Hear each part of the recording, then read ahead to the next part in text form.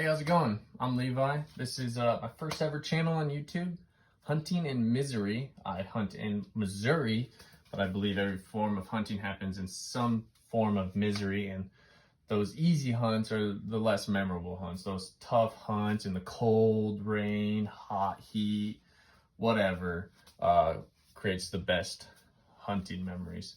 So pretty much, embrace what I'm going into this year and why I'm going into it. I'm using the Hoyt Power Max this year. Not a bow fanatic. Watched a lot of Ranch Fairy and, per the hunting public. So I'm not a huge bow fanatic. Obviously, IBO and the speed. This is 328. Does matter. But this Hoyt did the job last year for me, so this year will do the job. It'll continue to do the job for a couple years. So last year I shot this buck over my shoulder with this. This was the NAP Spitfire mechanical. I never really shot a mechanical. I was gonna do mechanicals. I was into it, and this is, I had the Hoyt. This is before the Ranch Fairy came across my desk. But I decided to make a switch for one of two reasons. One, this is supposed to be a 3-blade, expands. Oh, there's 2 blades left, and this one I took this other one. The one is all bent to crap.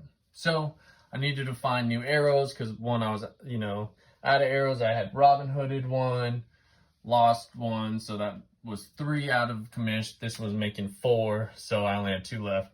I needed new arrows. Thus, so after that buck, I stumbled upon the Ranch Fairy. It tells me, it says go get, a 250, 300 spine, depending on your draw weight, or 350, and shoot 100 to 300 point field tips, and one will fly great. A gold tip kinetic pierce, 250 and 300.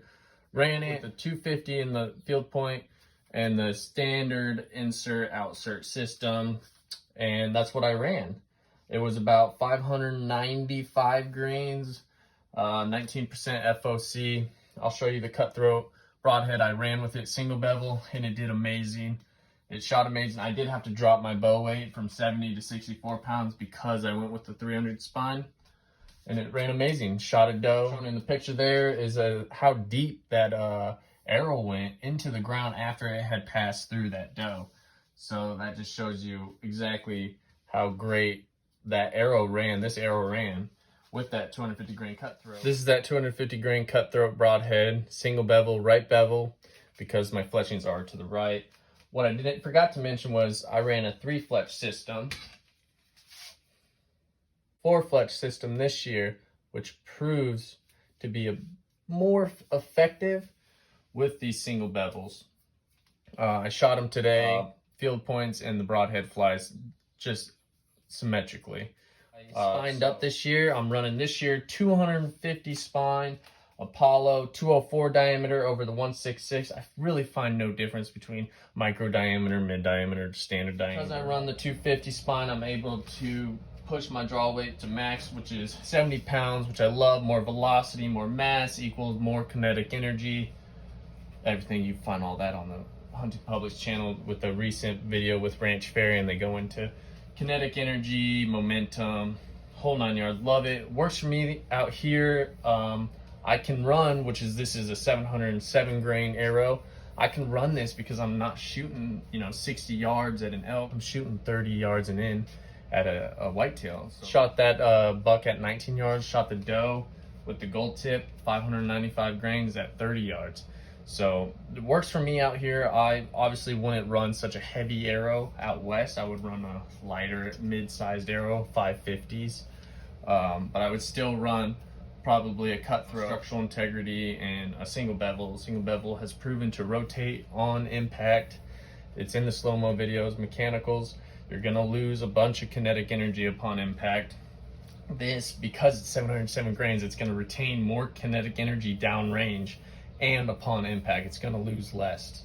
So that's exactly why I went through and want to run this system, because it's going to retain more kinetic energy, it's going to pass through, and it's the plan B, as Ranch Fairy says. If I do hit shoulder or rib, it's not going to, get stuck in. Too many videos I see with these Rage hypodermics and these other expandables of these arrows getting stuck and just, oh yeah, we killed it. But I mean, it's like, if for some reason it only stuck in that much, you might not get your arrow back, and then you're just wounding deer. That's not what I'm about. I'm about killing deer and putting steaks on the table for the family. That's my arrow system and why I'm running that arrow system this year. Next year, who knows? It's looking too far ahead. We'll see how this runs this year. We might drop grains. I don't think I'm going to go above 707 grains. That's 21% FOC. I just think that's the top of the tier for me. If I get 20-yard shots, which I should because of the other system I'm running this year, that'll prove to be most effective. This all is wrapped around my arrows. Everything I run is because of my arrows. I mean, I'm a firm believer in the ranch fairy and how he talks about from the animal out. So everything I do is from the animal out, from food on the table out, and like, how do we effectively kill on a shortened blood trail? Your blood trail, and that obviously all makes for a perfect shot. Accuracy is key. So with accuracy, release, I was shooting index finger release this year. I'm shooting a thumb release, Cobra harvester, guide fitter. But this is, this was because I kind of wanted a back tension, but I don't want the full back tension. I want to still be able to shoot this, I'll be able to create a back tension by pulling in there. So for my other systems, bino harness, this is huge. I didn't have binoculars last year. This year I bought some 12x50 Diamondbacks. By the way, with all this gear, guidefitter.com. If you're a veteran, I'm myself a veteran, first responder, guidefitter.com, man, this stuff is discounted. Rangefinder, impact, I don't need a far western rangefinder, so there's that. This is the Alaska Guide Creations. I mean, this holds everything, it holds my release as you've seen. Rangefinder, binos, another pocket here, down here, my headlamp, and then it's got another pocket in the back, and then on top is where you can put your phone. So I mean, it is absolutely perfect for me. In First Light Fusion, I rocked First Light. That's just what I'll be running. These Lone Wolf climbing sticks. I got 4 of them. I've tried them out. This is my first year saddle hunting, so every time I go out to check cards, scout, I'll be climbing trees to get used to the saddle system, but it already proves to be more effective. Last year I ran a Summit climbing tree stand. I liked it, but it's a little bulky, a little heavy, and it sticks out. So that's why I'm running the tethered system with the Lone Wolf sticks. 32 inches long. They're only 4 pounds, not that heavy. I got them because they're a bit longer. I guess the only downside is, 1 foot per step. So I'll get used to them. I'll adjust. I do like the length of them. I don't need an 8er. This should get me easily 15 to 20 feet, depending on how I space. My Phantom set from Tethered. This thing's beautiful. I already love it. It's got my tree tether in there, my lineman's harness. It's got my rope ascender. This thing's beautiful. I've only climbed 1 tree so far, but the Prusit knot, you have to have slack in your line to move it. This just moves. It's one-hand operation. It's perfect.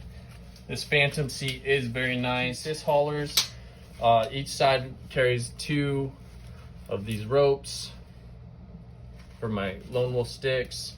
So I mean, it's got my everything in them. So less packing. Everything's right there. Predator platform. Don't need to pull it out. It looks exactly what it looks like online. I will camouflage it though, because I don't want the silvers. All right, first video. Just a short, quick introduction of what I'm running into this season. I'm super excited. I'm super ready. I've been shooting 3, 4, 5 times a week. Just really honing in on 20, 30 yards. 30 yards is going to be my max distance. Really comfortable 30 yards and in. I can hit it at 40, but with the way these arrows are heavy and the fact that whitetails can duck, I mean, sound runs at, I think they said 1,100 feet per second. So, you're not gonna get an arrow out there before they hear it. So there's no point to shoot a whitetail at 40 yards. And if you do, good on you. Me, I'm gonna do 30 yards and in. Lethality, accuracy, it's huge. But overall, looking at this year to try and harvest 3 deer. Family blew through a lot of the deer.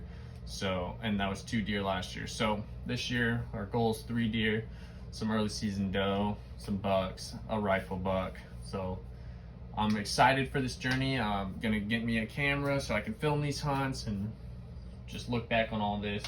But that's my system going into this year. I'm super excited here in Missouri. Hope to hunt in a little bit of misery. I shot that doe when it was nice and snowing and very cold. So all hunting happens in the form of misery, and the best misery, we embrace the suck. The best misery creates the best memories. So here's to hunting in misery.